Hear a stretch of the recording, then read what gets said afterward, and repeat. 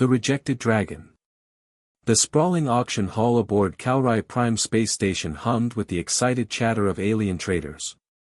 Holographic lights painted rainbow patterns across the vast chamber, illuminating dozens of exotic creatures and artifacts from across the galaxy. Each item promised wealth and power to its future owner.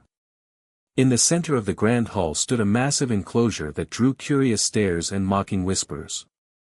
Inside lay a creature that seemed torn from ancient Earth legends, a dragon. His emerald scales, once magnificent, now appeared dull and scarred. His powerful frame looked gaunt, and one wing hung at an awkward angle. The dragon's amber eyes surveyed the crowd with a mixture of defiance and resignation. The holographic display above his cage flickered with harsh words in multiple alien languages: failed genetic experiment, useless for combat, starting bid, 200 credits. The auctioneer, a tall Andorian with 4 gleaming arms, tapped impatiently on his control panel. "Ladies, gentlemen, and honored beings," he announced, his gravelly voice echoing through translation devices, "we present this relic of draconic engineering. Surely someone can find use for such a specimen." A ripple of laughter swept through the crowd. A bulky Gravari trader snorted loudly. "Fierce. Look at it. That thing couldn't frighten a space rat." An amphibian Urian croaked in amusement. "It's barely breathing. What use is a dragon that can't fight, can't fly, and probably can't even stand properly?" The dragon's claws scraped weakly against the metal floor. Despite his enormous size, he seemed to shrink under the weight of their mockery. The chains around his legs rattled softly as he lowered his great head. From the edge of the crowd, a young human woman watched the proceedings with growing anger. Alina Voss stood out among the elegantly dressed alien elite in her simple flight jacket and worn boots. At barely 20, she had the weathered look of someone who'd seen too much hardship too young. Her sharp eyes darted between the suffering dragon and the cruel display above his cage. 200 credits, Alina called out, her clear voice cutting through the jeers.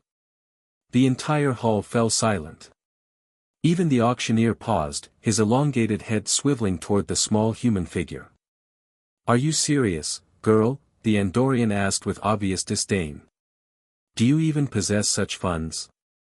Alina tapped her wrist communicator, and a holographic display confirmed her meager savings. "I'm serious. 200 credits." The auctioneer shrugged his multiple shoulders dismissively. "Sold, then, to the human scavenger. Take your pathetic prize and remove it from my sight." As laughter erupted around her once more, Alina approached the enclosure. The dragon's amber eyes fixed on her, and for a moment, she thought she saw something flicker in their depths, hope, perhaps, or simply curiosity about the strange being who had dared to claim him. The restraints hissed open, and station workers roughly dragged the dragon toward Alina's modest cargo ship. As they walked through the corridors of Kaurai Prime, Alina felt the weight of her impulsive decision settling on her shoulders. She had just spent nearly all her savings on a creature she knew nothing about. But she couldn't shake the image of those amber eyes, or the way the dragon had seemed to understand every cruel word spoken about him. Healing and understanding. The dragon barely fit in the cargo hold of Alina's ship, the Nova's Edge. He lay sprawled across the metal floor, his breathing labored and shallow. Up close, Alina could see the full extent of his suffering. Surgical scars crisscrossed his belly, his scales were cracked and faded, and the broken wing bore clear signs of old, poorly healed fractures. "Hey there, big guy," Alina said softly, crouching beside him. "I don't know if you understand me, but you're safe now. No more chains, no more auctions." The dragon's amber eyes shifted toward her, more focused than before.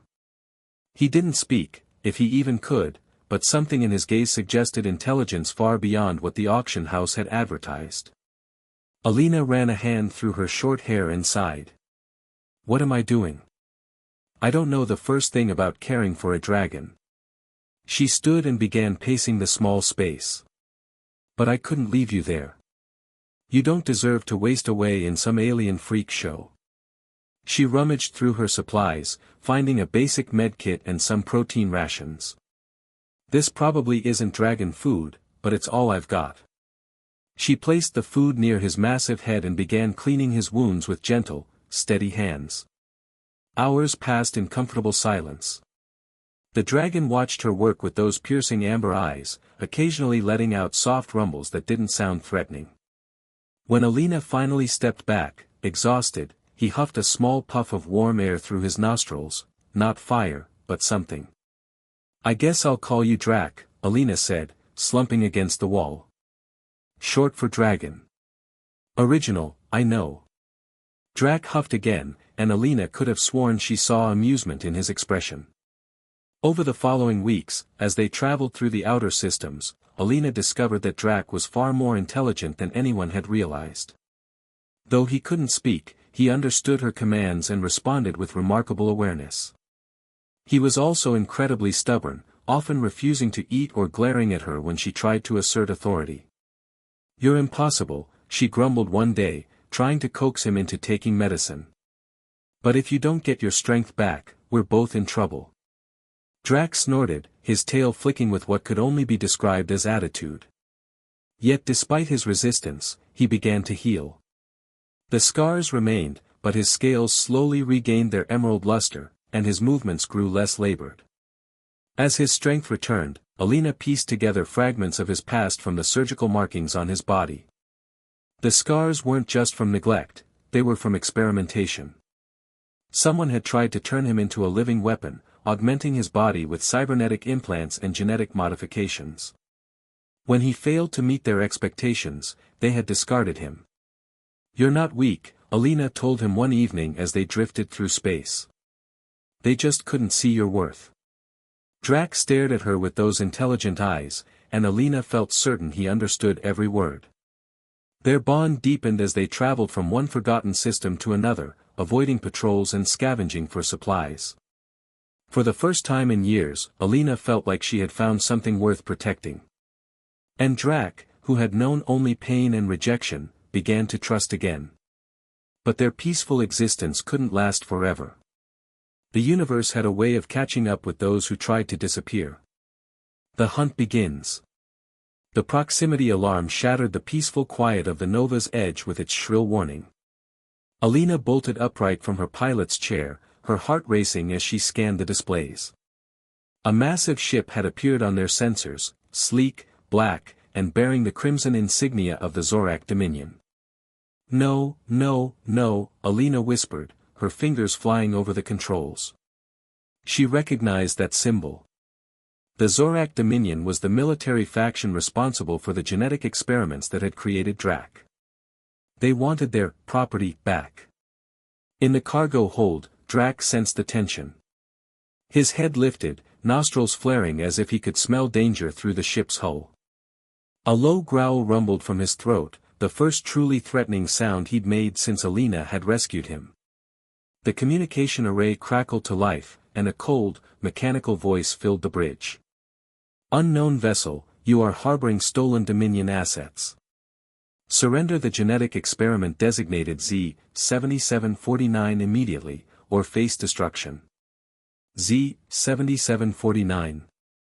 Alina muttered, glancing back toward the cargo hold. "Is that what they called you?" Her jaw tightened. "Well, they can't have you back."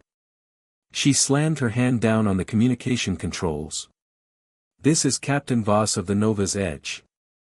I purchased that asset legally at a public auction. He's not stolen property."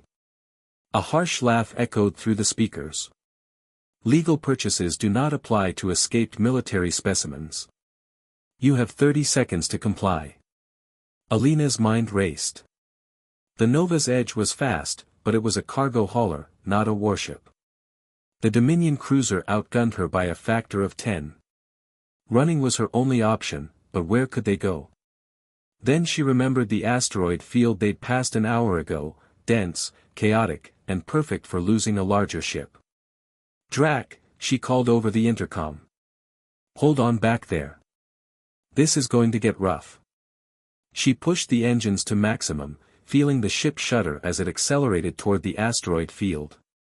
Behind them, the Dominion cruiser gave chase, its weapon systems already charging.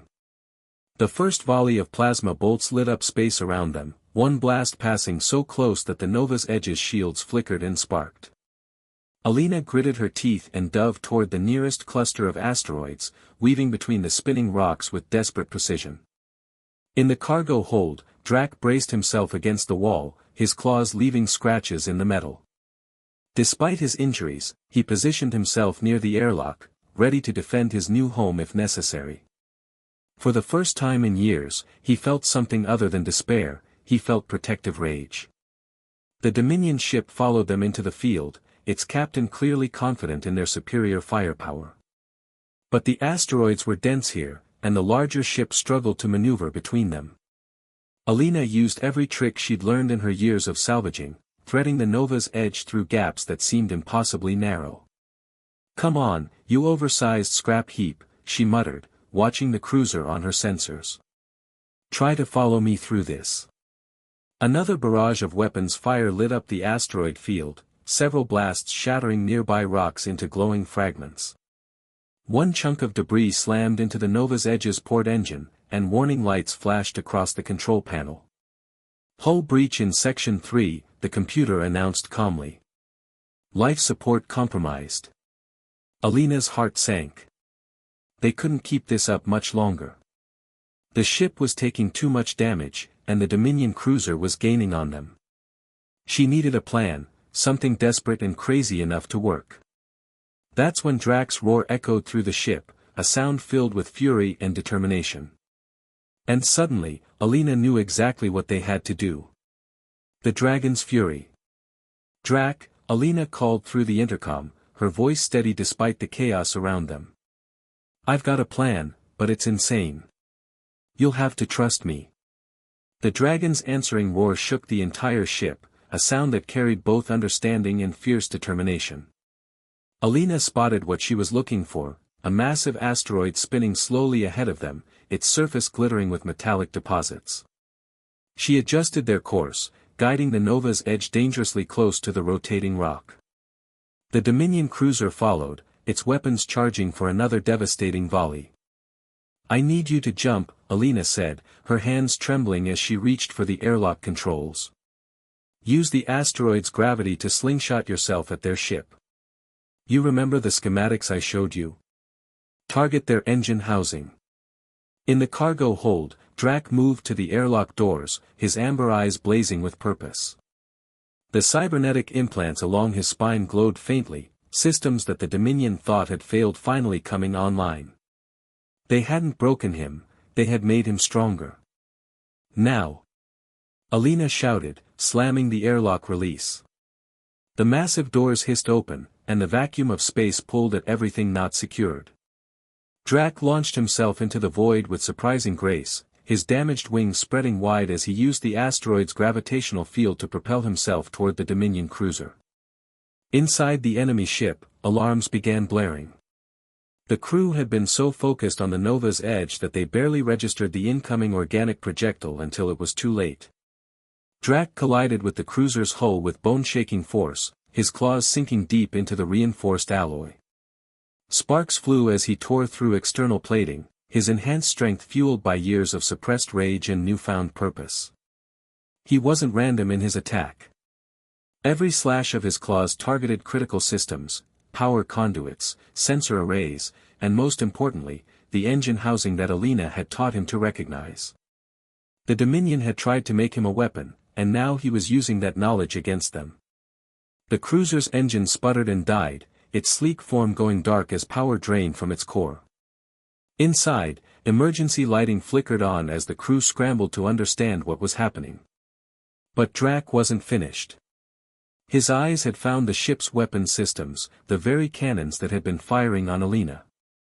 With a roar that echoed through space itself, he began tearing them apart, his claws rending metal like paper.